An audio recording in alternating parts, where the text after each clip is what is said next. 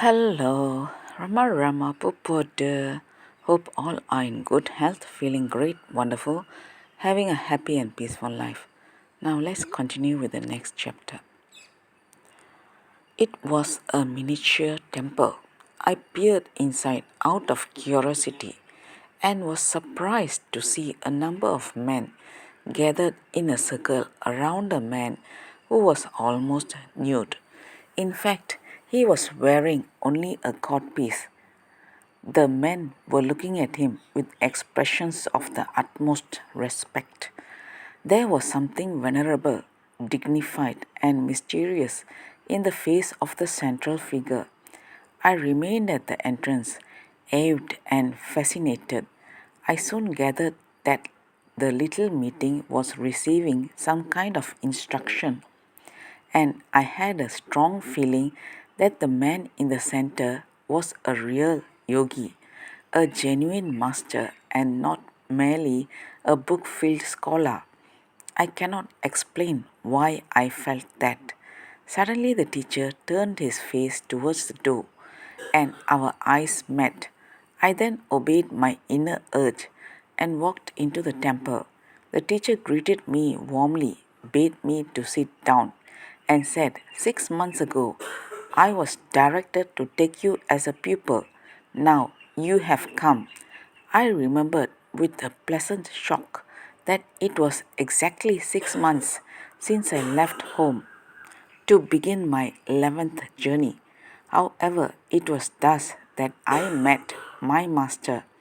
Thereafter, I accompanied him wherever he travelled. Sometimes he would go into the towns, sometimes he would withdraw into secluded forests or lonely jungles.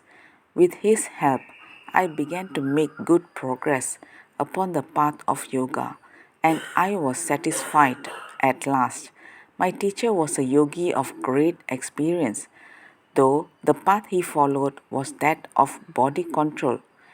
There are several systems of yoga. They are very different in their methods and exercises, and the system I was taught is the only one which begins with the body instead of the mind. I was also taught how to obtain breath control. On one occasion, I had to fast for 40 days to prepare myself to receive one of the yogic powers.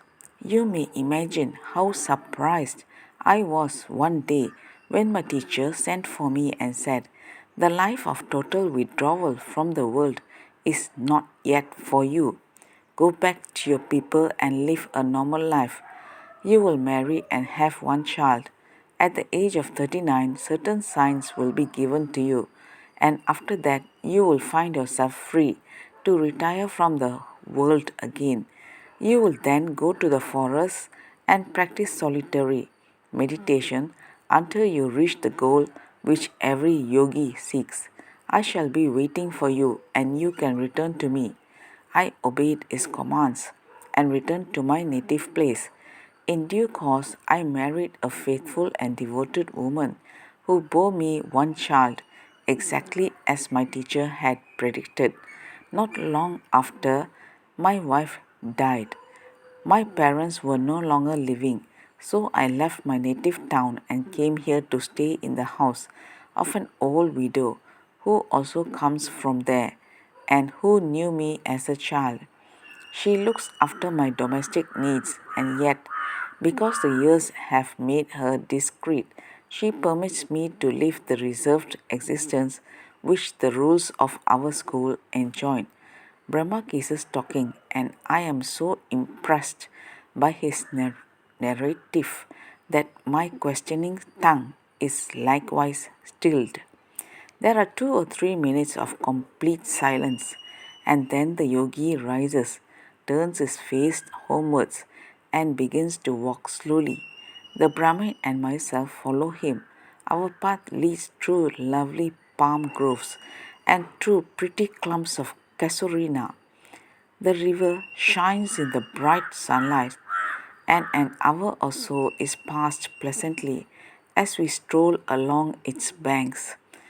Anon, we begin to enter the haunts of men, fisher folk wade into water to carry on their work in the ancient way, for they fish neither from boats nor from the shore, but stand waist high in the stream and hold their nets and baskets. The beauty of the scene is enhanced by the brightly plumed birds which flutter down to the river. That's all, folks. Let's continue the next chapter. Thank you. Bye bye. Rama Rama Pupuda.